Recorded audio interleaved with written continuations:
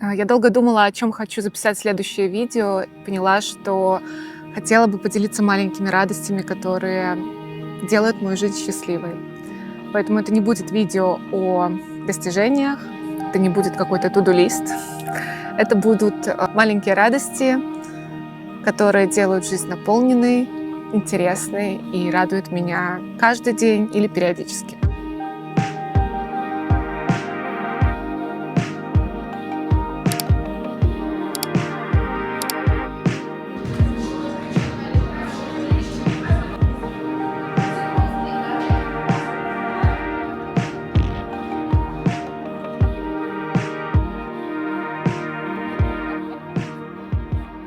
Я очень люблю утро. Я любила его, когда жила в Беларуси.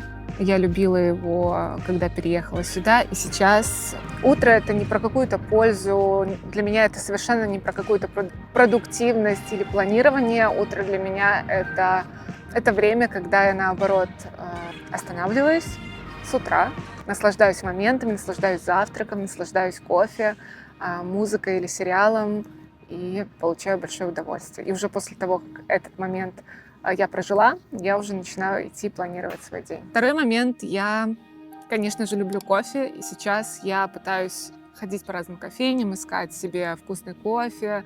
Здесь нет такой культуры кофе, как в Беларуси, России. Мне кажется, тоже здесь все немножко попроще. Другие вкусы, но есть хорошие места, прям хорошие места, где люди очень стараются и делают классные вещи.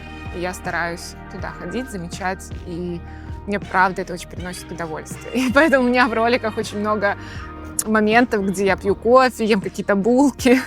И я хочу, конечно, от этого отойти, снимать не только про кофе и булки, но, да.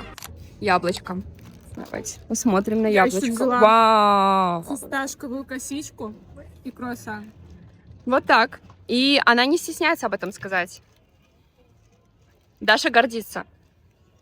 Чёрту диету! Ищите конфету! И в своем инстаграме, например, я люблю замечать, подмечать людей, то есть я фотографирую незаметно людей, возможно, это не совсем корректно, но подмечать, как кто-то смотрит в окно, как кто-то улыбается или держится за руки, как кто-то пьет чашку кофе и читает книгу. То есть я люблю такие моменты, я стараюсь их подмечать, я люблю снимать природу вместе с людьми. Обычно, когда просто ты фотографируешь какое-то место, и там нет людей, оно выглядит пустовато, неживо, и в этом нет какой-то души. Но когда в этом есть жизнь, когда в этом есть человек, видео, фото, мне очень нравится ловить такие моменты. Это не всегда получается, как я хочу. Это вообще иногда не получается, но в целом я всегда стараюсь это подмечать. В Америке я очень полюбила цветы. Они здесь доступны. Каждый раз, когда ты приходишь в магазин, при входе продаются цветы. И, например, в Америке есть такой магазин Trader Joe, и там очень доступно стоят цветы, и ты можешь купить себе разное количество именно не букетов, а цветов, собрать букет самостоятельно дома. Для меня это стало большим таким источником вдохновения. Каждый раз, когда я иду за покупками в магазин, я покупаю себе цветы и ставлю их в вазы по всему дому. И мне это очень нравится. Я получаю от этого огромное удовольствие, когда я просыпаюсь, и у меня стоят цветы в вазе на кухне, в комнате. Мне очень нравятся тюльпаны, они потрясающе смотрятся в нашей квартире. И когда это огромный пышный букет, это всегда очень красиво. Поэтому цветы — это то, что очень сильно заряжает. И вот, например, сегодня мы ходили с Мариной на воркшоп по цветам. Встретили много прекрасных людей, зарядились такой девчачьей атмосферой. Очень понравилось.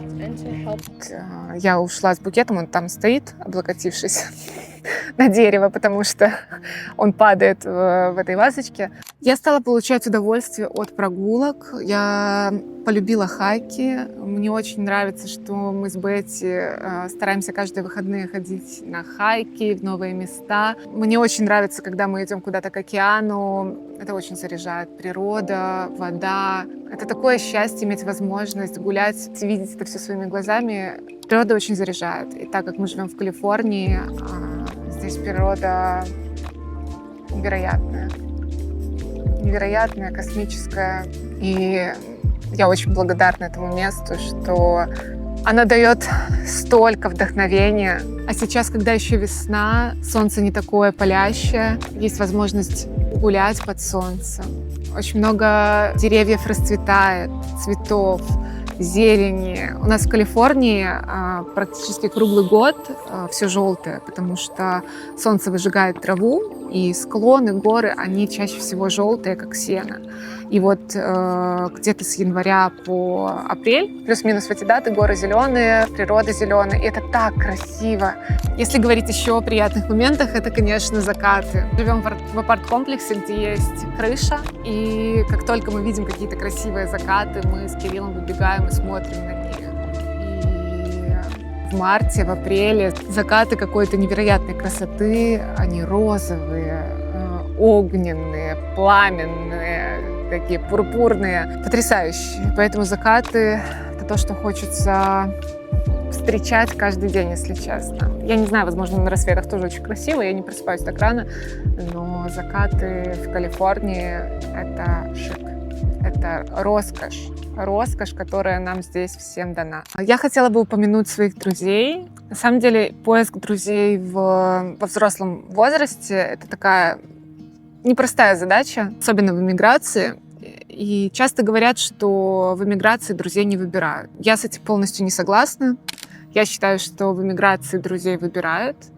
И особенно, когда ты взрослый, сформировавшийся человек, ты знаешь свои границы, ты знаешь свои интересы, ты понимаешь, каких людей ты хотел бы видеть рядом, какие ценности, взгляды, что ты готов терпеть, что не готов. Ну, вообще лучше вообще ничего не терпеть. Я рада, что спустя уже, мы здесь в долине живем 2,5 года, спустя это время у нас сформировался какой-то круг общения, который мы выбрали. Я хочу считать, что круг общения, который у нас сформировался с Кириллом, это круг, который мы сами себе захотели. Помню свои впечатления, когда мы только сюда приехали. Мне Калифорния не понравилась сначала. Мне показалось, что это достаточно странное место. Мне показалось, что здесь некрасиво, архитектуры нет, все выглядит как-то заброшено, старо, некрасиво. И я, как человек-визуал, мне было сложновато. Но чем больше я здесь живу, тем больше я замечаю красоты вокруг. Мне кажется, что я сильно ошибалась. Здесь есть архитектура, здесь особенно есть красивая природа, здесь прекрасные люди. И с каждым днем мне здесь нравится все больше. И Калифорния, долина становится моим домом. Я не знаю, насколько я хочу жить здесь всю жизнь. Я еще не могу так сказать. Но то, что мне здесь нравится, мне нравится место, где я есть, мне нравится мой дом, мне нравится, какое окружение формируется. Поэтому вот такие мысли. Здесь есть отличная возможность посещать концерты, мероприятия, ивенты, которые дают энергию, вдохновляют.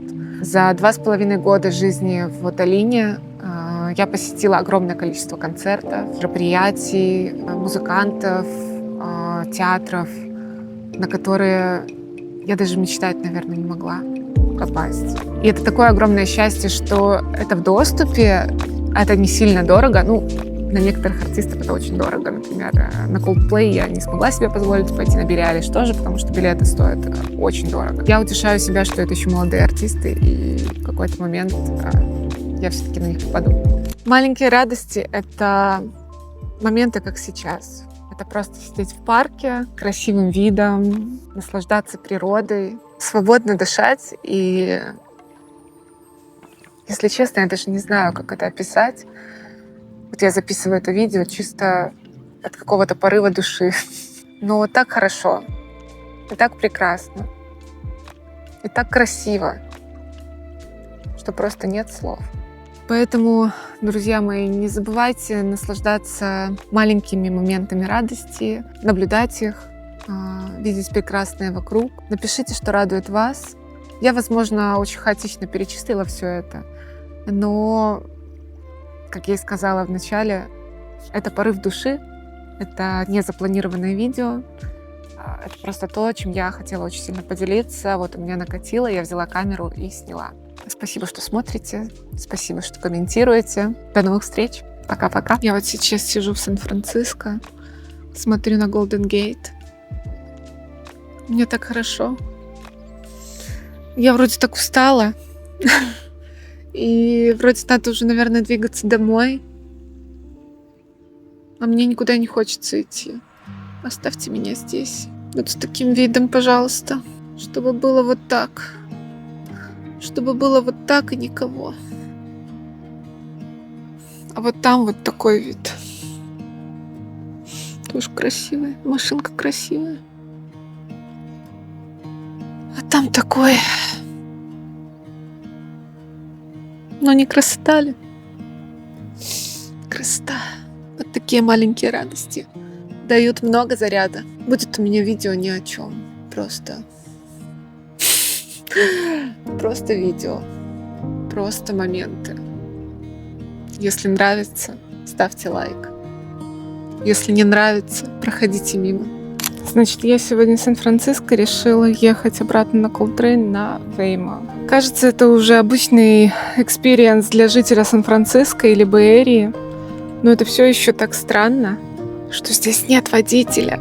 И можно вот так разговаривать, не стесняясь. Здравствуйте, водитель. Очень круто. Люблю Веймо. И на самом деле он водит чаще всего безопаснее людей. И можно расслабиться и отдохнуть. 20 минут не ехать. Ой, почти 30. 30 минут не ехать.